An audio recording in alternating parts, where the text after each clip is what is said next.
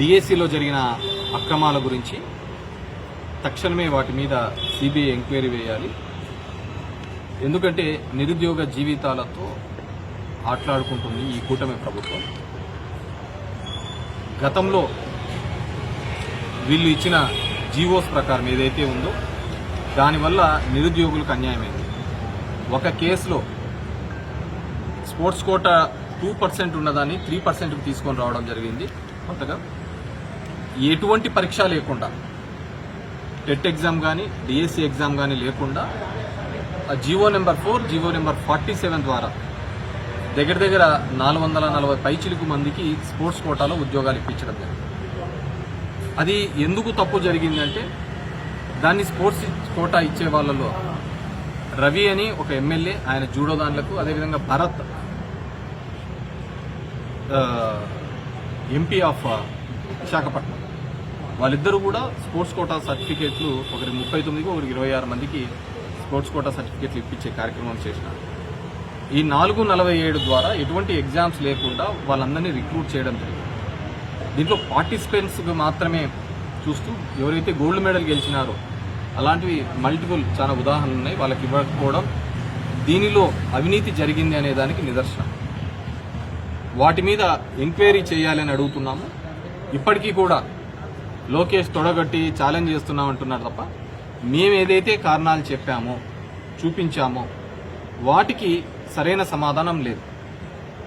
కాబట్టి వీటన్నిటి మీద కూడా ఎంక్వైరీ చేయాలి అనే ఉద్దేశంతో ఈరోజు కలెక్టర్ గారికి రిప్రజెంటేషన్ ఇవ్వడం జరిగింది.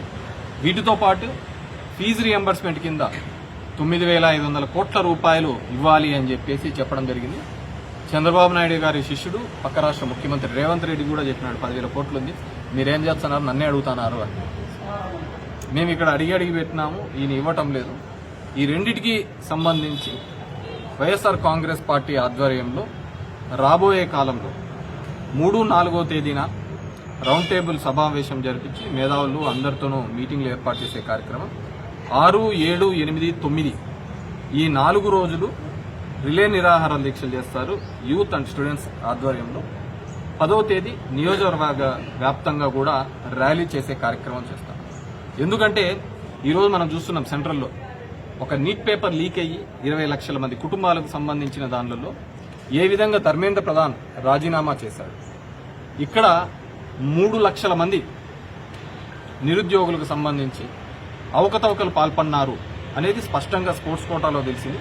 అదేవిధంగా ఇదంతా జరిగిన సంవత్సరం తర్వాత మీరు ఎందుకు తీసుకొని వస్తున్నారు అని అంటున్నారు. ఈ సంవత్సరం తర్వాత ఎందుకు తీసుకొని వస్తున్నామంటే నవీన్ అనే అతను తనకు ర్యాంక్ నెంబర్ 1 వచ్చింది, అయినా కానీ నాకు ఇవ్వలేదు అని ఆయన కోర్టుకు పోవడంతో ఈ మొత్తం స్కామ్ అంతా బయటికి రావడం జరిగింది. ఎందుకురా ఇదంతా ఎలా జరిగింది, ఇదంతా తీస్తే అదేదో తీగలాగితే మొత్తం అంతా డొంకంతా కలిగినట్లు ఇదంతా కూడా రావడం జరిగింది. నెంబర్ 1 వచ్చే అతనికి రాలేదు. ఎగ్జామ్ నిర్వహించే వాళ్ళు, అదేవిధంగా పేపర్ తయారు చేసేవాళ్ళు, కరెక్షన్ చేసేవాళ్ళు అన్నీ ఒకటే డిపార్ట్మెంట్కి ఇచ్చి మొత్తం 3 లక్షల మంది నిరుద్యోగులకు ఈ కూటమి ప్రభుత్వం అన్యాయం చేసింది. ఖచ్చితంగా వారి తరపున పోరాడాల్సిన బాధ్యత మా అందరి మీద ఉంది. అదేవిధంగా ఇదే నిరుద్యోగులకు నేను గన మీకు ఉద్యోగం వచ్చేంత వరకు కూడా నెల 3,000 రూపాయలు ఇప్పిస్తానని చెప్పేసి చెప్పడం జరిగింది. ఇప్పటికి 3 సంవత్సరాలు అవుతాం.